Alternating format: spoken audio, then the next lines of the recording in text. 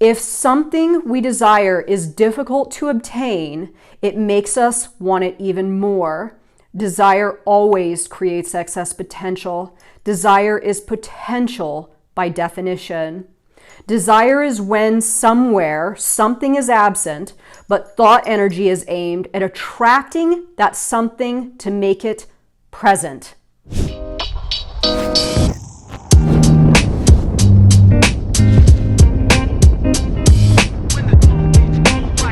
Okay, so let's get into it. The purification of intention. Outer intention is huge, an unfathomable force at the same time. You can see how fluid and subtle it is. It is control, and at the same time, the renunciation of control. It is the decision to have at the same time as the abandonment of the need to achieve. It is something unfamiliar to the mind. We are used to securing what we desire by setting an inner intention. We are used to thinking that if we have the right direct impact on the world, it will respond immediately. The idea of inner intention is clear and straightforward.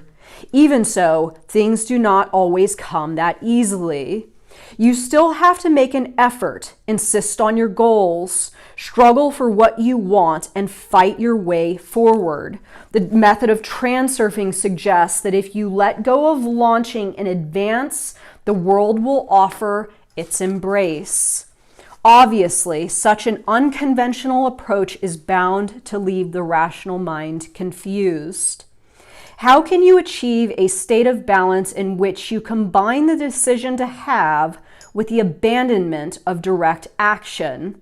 The answer is obvious. You have to maintain balance and tension, which means to want without desiring, and to take care without worrying, to strive without being distracted, and to act without demanding. Balance is destroyed by excess potential of projected importance. As you already know, the more important the goal, the harder it becomes to reach. The saying, if you really want something, you will eventually get it, will have quite the opposite effect if the wanting is intensely driven and frantic attempts are made to acquire the object of your desire. Frantic actions are taken only when a person does not really believe that their wish will come true.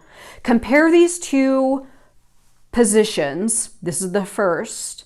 I really want to achieve what I desire. For me personally, it is a matter of life and death. Whatever happens, I have to have it. I will do everything I possibly can to make sure I get it. This is the second. I have decided that I will get what I desire. I want it. What's the problem? It will be mine, full stop. It is clear which position will be successful. Desire also differs from intention in that it includes the possibility of non-fulfillment. If something we desire is difficult to obtain, it makes us want it even more. Desire always creates excess potential. Desire is potential by definition.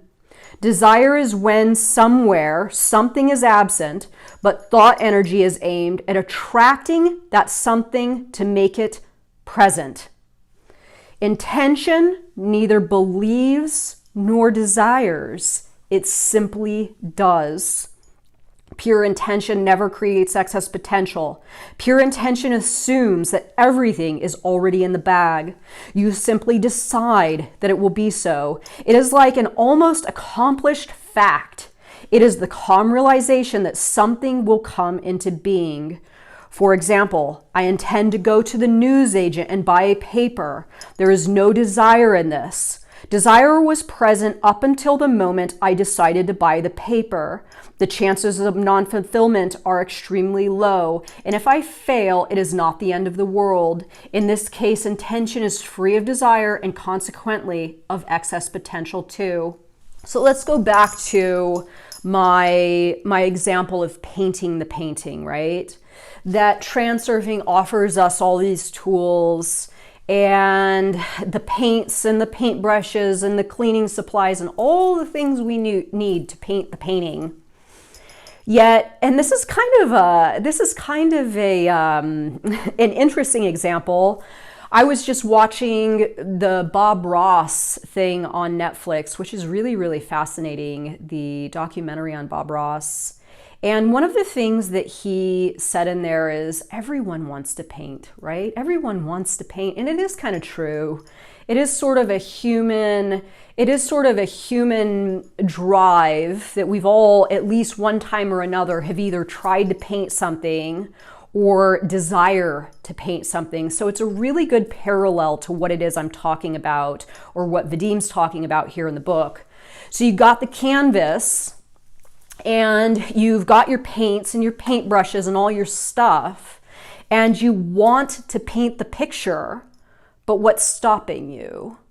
Again, it's probably you feel you don't know how, or you try it once and you mess up and then you abandon it. And purification of intention is really about going through your thoughts of exactly what is holding you back from painting the painting. Exactly what's holding you back. Is it fear? Is it laziness? Is it somebody told you that you can't do it?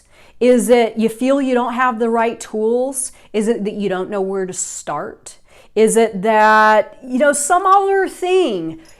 Boiling it down to what exactly is stopping you from starting the process of learning how to paint the picture. And if you mess up, you do it again. And if you mess up, you do it again. And then maybe you enroll in community college night classes to learn how to paint. Maybe you start taking an online course learning how to paint.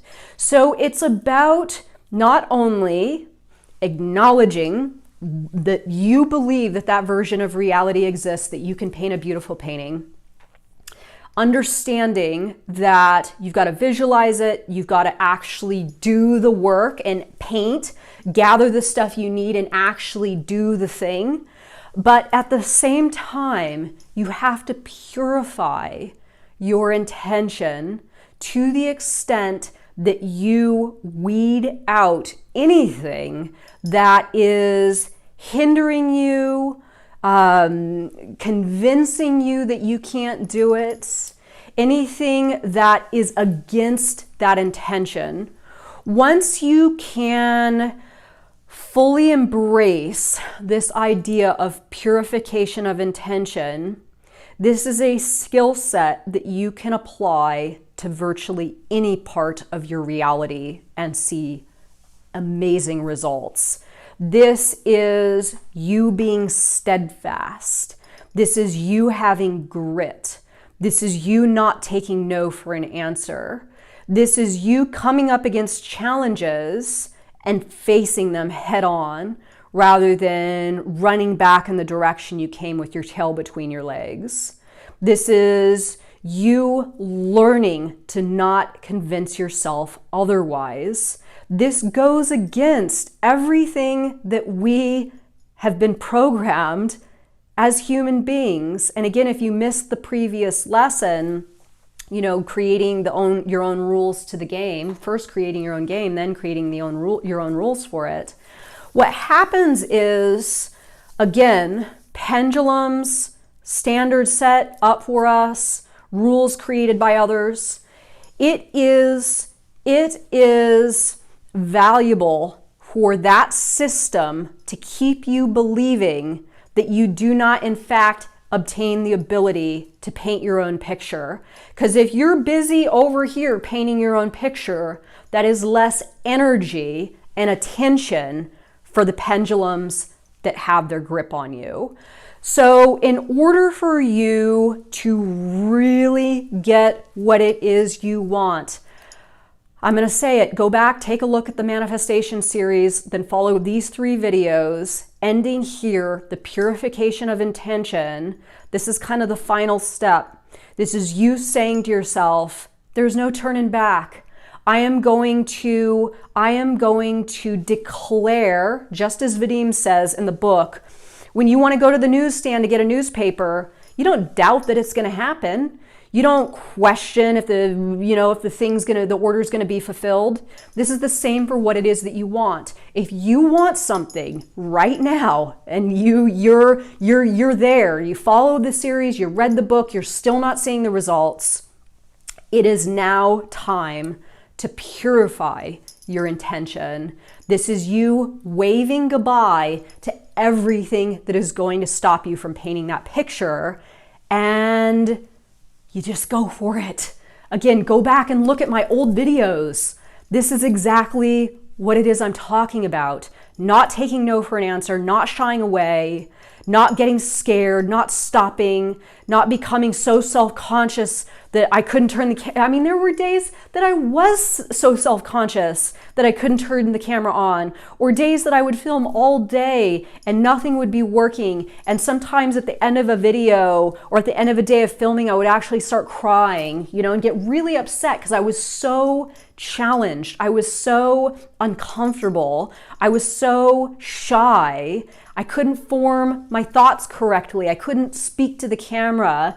And I just thought, you know what? All that stuff is not going to stop me. It's not going to stop me. Don't let anything stop you. Just do it. Just do it. So let me know your thoughts on this video, everybody.